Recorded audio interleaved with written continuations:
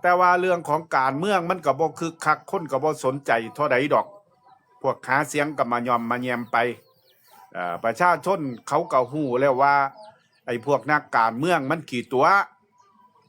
มันคิดว่าประชาชนนี่ตัวใด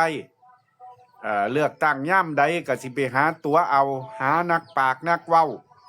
มาเว้ากล่อมพี่น้องประชาชนครับประชาชนก็เลยรู้เช่นเห็นชาตินักการเมืองก็เลยเกิดความเบื่อหน่ายครับบ่สนใจ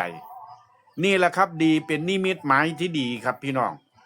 บ่ต้องไปสนใจมันคักบ่ต้องไปง้อมันคักมันสิโต้สิแย้งมันสิถกสิเถียง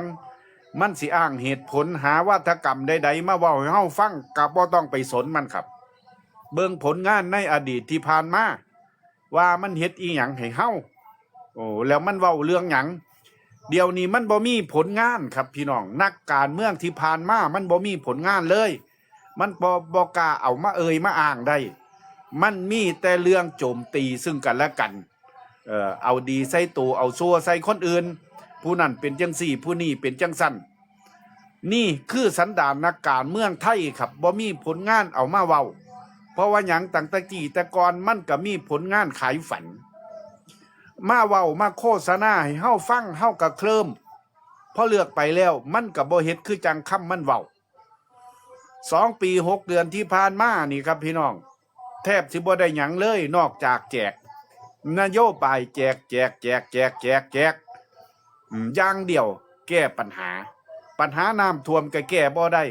ปัญหาภาวะเศรษฐกิจก็แก้บ่ได้